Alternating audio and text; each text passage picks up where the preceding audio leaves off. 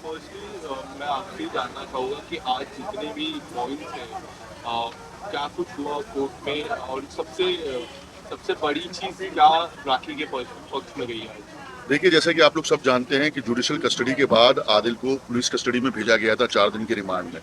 और जो क्वेश्चन थे वो पुलिस ने पूछा, जो राखी के द्वारा लगाए गए आरोप थे, उनमें कई गंभीर आरोप थे, जैसे कि अंडर सेक्शन 377 पे चीटिंग का केस था, और उसके बाद जो उस पर जो मारामारी हुई, जो इन पर हमला किया गया, वो केस था। आज रिमांड जब दोबारा अधेरी कोर्ट में पहुंचा तो माननीय न्यायालय ने उन्हें जुडिशियल कस्टडी में भेज दिया। जुडिशियल कस्टडी अमूमन तौर पे 14 दिन की होती है। तो ये आज की अपडेट है। लेकिन इसके बाद एक बड़ी अपडेट ये है कि इनके ऊपर, आदिल के ऊपर, जो मैसूर में एक महिला ने 376 यानी कि बलात्कार का जो आरोप लगाया, उस आरोप के लिए मैसूर पुलिस यहाँ पे आई हुई थी, कर्नाटका की पुलिस, और उन्होंने तुरंत वो प्रोडक्शन वारंट पेश किया कोर्ट के सामने कि हमारे पास फिजिकल प्रोडक्शन वारंट है और आदिल को हमें मैसूर लेके जाना है ताकि ये जांच हो सके जो उस पर आरोप लगाया 376 का। तो कोर्ट ने, माननीय न्यायालय ने उसको कंसिडर किया और उसे अब प्रोडक्शन वारंट के तहत जो है वो मैसूर के लिए रवाना कर दिया गया है। वहाँ पर उसके ऊपर ट्रायल चलेगा, उसके पेशी होगी। पेशी के बाद हो सकता है उसको पुलिस कस्टडी हो या जुडिशियल कस्टडी। लेकिन इसका मतलब ये नहीं है कि आदिल दुरानी को बेल हो गई है यहाँ पे राखी के केस में। आदिल दुरानी अभी भी टेक्निकली जुडिशियल कस्टडी में है, और जब मैसूर की हियरिंग कंप्लीट होगी तो आदिल दुरानी को दोबारा मुंबई में लाना होगा। तो ये बात आप समझ लें। अभी कई मीडिया में वाले ये चला रहे हैं कि आदिल दुरानी छूट गया, बेल हो गई, ये हो गई, तो ऐसा कतई नहीं है। ये सरासर गलत खबर है और हम इसका कंडेम करते हैं। राखी जी, आपसे जानना चाहूँगा, जिस तरह मैसूर पुलिस को लेके गई और उनकी वहाँ पे जीसी होगी, कितनी आप कितना सहमत है इस चीज़ को लेके? नहीं, Mysore police second time I है। Yes. इसके पहले भी जो जेसी हुई थी, पहले दिन पहली बार हुआ कितने बड़े केस में जज साहब ने आदिल को जेसी दे दी, जुडिशियल कस्टडी। Yes. बट हालांकि ऐसा नहीं होना चाहिए था, पहले पुलिस कस्टडी होनी चाहिए थी, फिर जेसी होना चाहिए थी। बट अभी पुलिस कस्टडी हुई है यहाँ पे जब हम लोगों ने केस लड़ा, तो पुलिस ने ये कहा कि 80% तो सबूत सब आ गए हैं, जो कि मुझे नहीं लगता कि आए हैं 80%। क्योंकि जो मेन तो 80% 100% प्रूफ तब होंगे जब उनके दोनों फोन हाजिर होंगे, Right. पुलिस कस्टडी में होंगे, क्योंकि सारा गुनाह, सारा क्राइम फोन में ही है। जिस दिन उनको अरेस्ट किया गया था उस टाइम से लेकर रात तक उनको जेल में डाला गया, पूरा दिन फोन उनके पास था।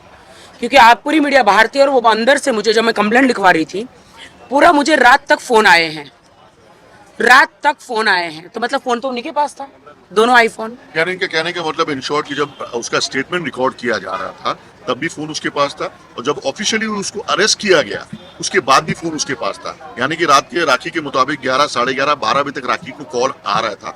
जब मोबाइल उसके पास था तो फिजिकल फिक्सिंग के बाद उस मोबाइल फोन को अपने पास क्यों नहीं लिया पुलिस ने, ये सवालिया निशान है। हालांकि हमारा कोई कंप्लेंट मुंबई पुलिस के खिलाफ नहीं है, हमें पूरा भरोसा है मुंबई पुलिस से, उनके कार्यप्रणाली से। लेकिन हमें उस ऑफिसर पे कहीं ना कहीं डाउट आ रहा है कि आखिरकार वो मोबाइल फोन उसने क्यों नहीं लिया, क्योंकि उसी मोबाइल में राखी के मुताबिक वीडियोस हैं, फोटोग्राफ्स हैं, जिसको लगातार राखी ने हाईलाइट किया है और मीडिया के समक्ष, पुलिस के समक्ष स्टेटमेंट में कहा है कि उसके कुछ आपत्तिजनक फोटो और वीडियोस लिए गए। तो ये एक बहुत एविडेंस, महत्वपूर्ण एविडेंस था वो मोबाइल फोन, जिसको लेने में कहीं ना कहीं वो पुलिस अधिकारी चूक गया। अब क्यों चूक गया ये वो जाने और डिपार्टमेंट जाने। हम डिपार्टमेंट से गुहार लगा रहे हैं और संपर्क में है कि इसकी जांच होनी चाहिए।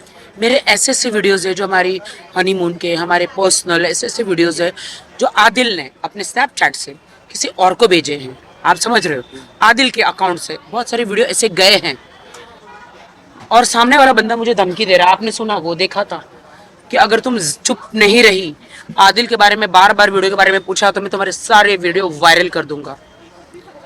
वो सारा मेरे पास मैसेजेस है जो मैंने पुलिस को दिए हैं, आपने कोर्ट पे भी पेश किए वो सारे मैसेज? एडवोकेट को दिए हैं मैंने। तो कोर्ट की तरफ से क्या कुछ दलीलें? मुझे तो नहीं पता कोर्ट का। कोर्ट ने देखिए, इतनी जल्दी ट्रायल तो शुरू नहीं हो सकता ना। शर्लिन एक लॉयर भी हैं, होने वाली बहुत जल्दी एडवोकेट हैं, ये जानती हैं, ये पढ़ रही हैं कि ट्रायल इतनी जल्दी शुरू नहीं होता। अभी प्राइमा फेसी, अभी तो हियरिंग चलती है, दोनों डिपार्टमेंट, दोनों ही पक्ष अपनी दलीलें सामने रखते हैं।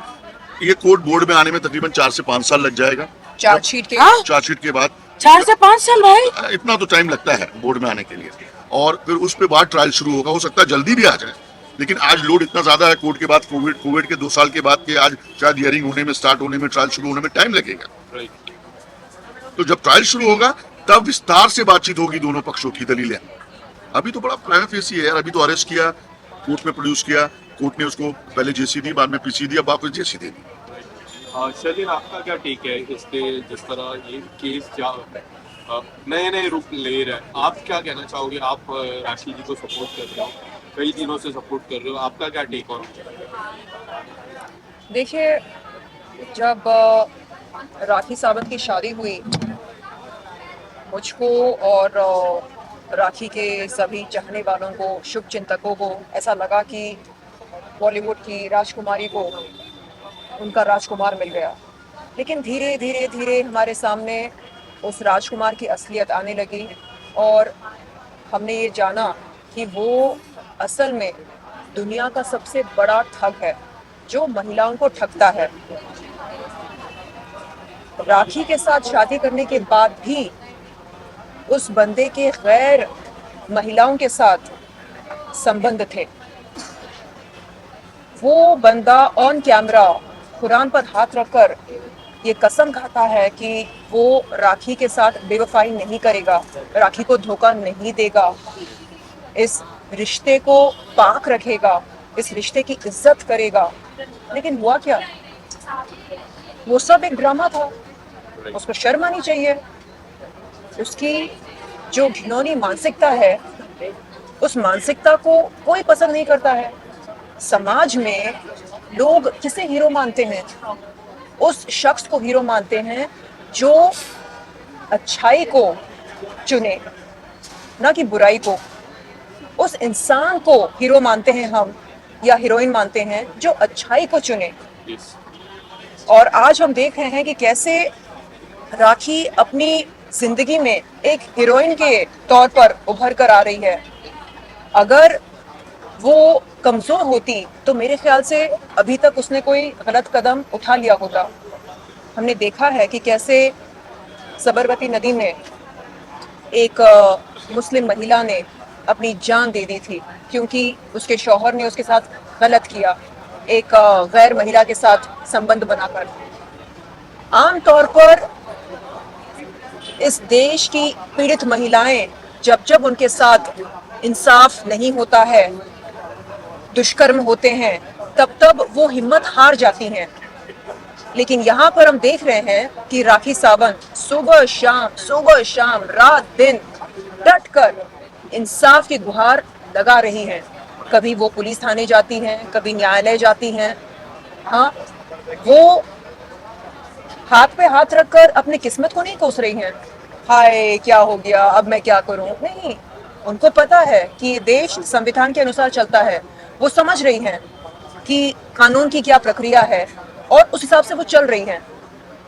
तो ऐसे में मुझे लगता है हम सबको उन्हें शाबाशी देनी चाहिए, हौसला अफजाई करनी चाहिए उनकी, और हम सब तहे दिल से उनके साथ हैं। न सिर्फ मैं, न सिर्फ वाहिद भाई, बल्कि मीडिया के तमाम लोग हैं, इस देश के तमाम लोग हैं। मैं जब जब मार्केट जाती हूँ मुझे लोग पहचानते हैं और पूछते हैं कि अरे क्या हो रहा है राखी की जिंदगी में, अभी तो आपकी दोस्ती हो गई ना उनके साथ। यानी लोगों को उत्सुकता है ये जानने के लिए कि क्या राखी को इंसाफ मिलेगा, आज नहीं तो कल इंसाफ मिलेगा या नहीं मिलेगा। इन्होंने जो अपने पैसे गंवाए हैं 1,60,00,000 रुपए तकरीबन, वो पैसे वापस मिलेंगे इनको? और ये जो शादी हुई है, इस शादी का क्या होगा? क्या आदिल इनसे माफी मांगेगा? क्या वापस आएगा इनके पास? क्या ये शादी टूट जाएगी? क्या डिवोर्स हो जाएगा? क्या होगा? डिवोर्स नहीं होगा बेबी, मैं तो तलाक उसको कभी नहीं दूंगी, मैं तो कभी नहीं दूंगी। आप माफ कर देंगे उन्हें? माफ नहीं करूंगी। आज एक माफ स्टेटमेंट नहीं आया करूंगी। उसके वकील ने कोर्ट के बाहर ये स्टेटमेंट दिया कि राखी सावंत बार बार पुलिस स्टेशन जाके आदिल के साथ कॉम्प्रोमाइज की बात कर रही है, सेटलमेंट की बात कर रही है। हम उस खबर का कंडेम करते हैं। मैंने और भी चैनल्स के इंटरव्यू में कहा कि ये सच्चाई नहीं है। राखी पुलिस स्टेशन अपने इन्वेस्टिगेशन के लिए जाती थी, आपको पूरा अधिकार है पता करने का कि क्या हो रहा है क्या नहीं हो रहा। शर्लिन, आप जानती हैं अच्छी तरीके से, अगर आप जाके स्टेटमेंट दे रही हैं और कोई आदिल को लेके उसके कैबिन में आता है और आदिल उनसे बात करता है और उसके द्वारा, वकीलों के द्वारा राखी को फोन करके ये कहा गया कि आओ आदिल मिलना चाहता है, राखी ने डिनाई किया है बार बार। अब राखी अगर अपने अपडेट लेने के लिए पुलिस स्टेशन जा रही है और वो आदिल दुरानी वहां पे आ रहा है और बातचीत हो रही है, तो ये सेटलमेंट की बात कहां से हो जाएगी? राखी आज एक आइडल है तमाम लड़कियों के लिए जो आज इस त्रासदी से गुजर रही हैं, जो इस दुविधा से गुजर रही हैं। क्या राखी सावंत कॉम्प्रोमाइज करेंगी? ऐसा सवाल पूछना ही नहीं चाहिए। वो वकील को ऐसा आरोप लगाना ही नहीं चाहिए बेबुनियाद। अगर उसको लगाना था तो माननीय न्यायालय के सामने लगा था, मीडिया के सामने ट्रायल करके क्या फायदा है इस चीज का? अगर मैं अपने अक्यूज के पास जा रहा हूं तो ये न्यायालय को आप बताइए ना कि साहब देखिए आके बार बार ये हमारे अक्यूज को, हमारे क्लाइंट को ये आके प्रेशर कर रही हैं। आप बाहर मीडिया में क्यों आ रहे हैं? आपके पास कोई मुद्दा नहीं है, आपको चमकने का शौक है तो बिल्कुल चमकिए, आपको अपनी दलीलें देखिए, अपने बिल बढ़ाने का शौक है तो बिल्कुल बढ़ाइए, कोई प्रॉब्लम नहीं है। लेकिन आरोप लगाने से पहले सबूत लाइए। राखी के पास सबूत है, रिकॉर्डिंग है उन ऑडियोज की जो उनके द्वारा किए गए फोन की। आदिल दुरानी मिलना चाहता है, राखी कह रही है कि मैं नहीं मिल सकती, बोले नहीं एक बार मिल लीजिए। राखी कहती है मैं कैसे आऊं ऑथर रोड, बोले नहीं आप सिर्फ आधार कार्ड भेज दीजिए और मिलाने के इंतजाम मैं कर लूंगा। क्यों ऐसे गलत आरोप लगाना? गलत। राखी जी, ये आरोप इस तरह मतलब उनके वकील ये कह रहे हैं कि सब कुछ आदिल को फंसाने की चाल है, फ्रेमिंग है। मैं अपने पति को क्यों फंसाऊंगी? मैं उनको बेइंतहा चाहती हूँ, बहुत प्यार करती हूँ। अपने शौहर को प्यार करना कोई गुनाह नहीं है। और मैंने 8 महीने से मैं जुलझी हूँ, मैंने सब सहा है, तो उनके वकील के पास कुछ है नहीं बोलने के लिए, इसलिए ये सारे इल्जाम मुझ पर लगा रहे हैं बगैर सबूत के। क्या 10 दिन ऐसी जेल में रह जाएगा इंसान बगैर एनी प्रूफ के? इतने महान हस्ती है, जब तक इन्होंने प्रूफ नहीं देखे तो ये कैसे काम करेंगे? मेरा साथ कैसे देंगे? बड़े बड़े एडवोकेट बगैर एनी प्रूफ आपको एक के। एग्जांपल देता हूँ, शर्लिन चोपड़ा, राखी सावंत, 36 का आंकड़ा था। 36 भी नहीं, मैं 72 का आंकड़ा बोलूंगा। 72 का आंकड़ा था। आज शर्लिन चोपड़ा राखी के साथ क्यों खड़ी है? क्योंकि शर्लिन को भी वही दिखाया गया जो पुलिस को दिखाया गया। तो औरत हो या मर्द, कोई भी वो वीडियो देख के, वो मैसेजेस देख के डेफिनेटली राखी के साथ खड़ा होगा। शर्लिन भी इसीलिए खड़ी हुई है। शर्लिन, एम आई राइट? बिल्कुल, मैंने वो वीडियोस देखे हैं, बहुत ही अभद्र हैं, आपत्तिजनक हैं और किसी भी शौहर को अपनी पत्नी के इस किस्म के वीडियोस वायरल नहीं करने चाहिए, साझा नहीं करनी चाहिए किसी के साथ भी, ना अपने दोस्तों के साथ, ना किसी पब्लिक प्लेटफॉर्म पर जाकर। अगर आप ये सब कर रहे हैं तो ये जो रिश्ता है शादी का, इसकी क्या अहमियत रह जाएगी? कुछ नहीं। तो वो जो कस्में आपने खाए थे इनकी हिफाजत करने की, हाँ, मुझे अभी भी यकीन नहीं हो रहा कि मेरा हस्बैंड मेरे वीडियो बना के कैसे भेज सकता है। मुझे अभी भी यकीन नहीं हो रहा है, रियली कैसे हो सकता है ऐसा? राखी, आपको इसी दौरान, जब मैं लास्ट 1 हफ्ते की मैं बात करूँ, 2 बार आपकी हियरिंग हुई है, दोनों हियरिंग में मैं लास्ट 1 हफ्ते की ही बात कर रहा हूँ, कितनी बार उनके एंड से आपको कॉल आए और क्या कुछ उन्होंने 99% मुझे उनके एडवोकेट के कॉल आए, जो अलग अलग नाम से ये लोग कॉल करते, कोई नेहा, कभी क्या नाम है, अलग अलग नाम से आपको बुलाया है। और मैं सोची कहीं कोई रंग नंबर तो नहीं कर रहा, लेकिन नहीं, वो जो मेरी बातें आदिल से हुई है वो सामने से रिपीट करते हैं। वो जिस नाम से मुझे पुकारते हैं, मुझे आदिल पापुड़ी नाम से पुकारते हैं, पापुड़ी। तो फिर मैं सोची कि हाँ फिर ये आदिल का मैसेज है, तो वो रिकॉर्डिंग मेरे पास है। उन्होंने बोला कि आपको लिटरली बुलाया वहाँ पे, कपड़े लेकर, ये लेकर, वो लेकर, थोड़े पैसे भी चाहिए, मदद कर दो।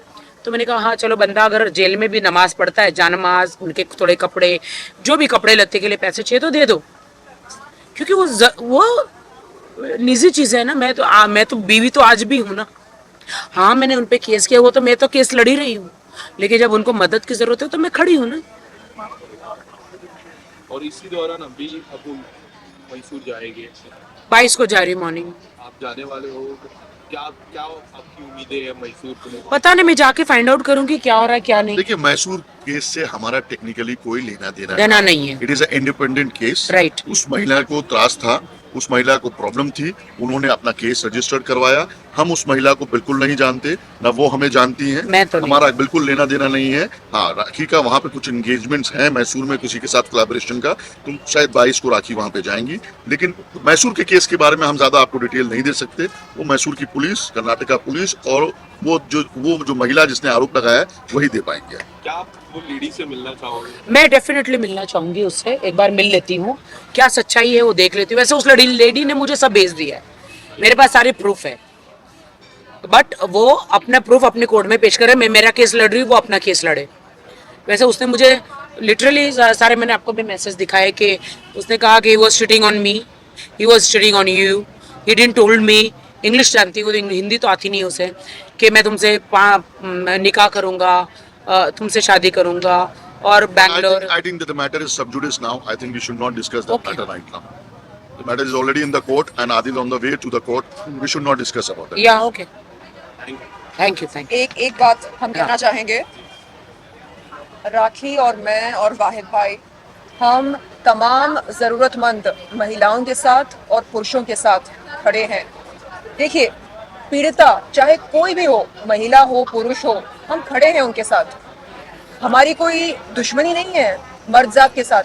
ये हम पॉइंट ये आप कह रहे नोट हैं- कीजिए कि शर्लिन चोपड़ा और राखी सावंत सिर्फ महिलाएं पीड़ितों के साथ नहीं है, जो पुरुष हैं जिनके साथ प्रॉब्लम हो रही है। देखिए, मैं ये नहीं कहूंगा कि हमेशा पुरुष ही गलत होता है।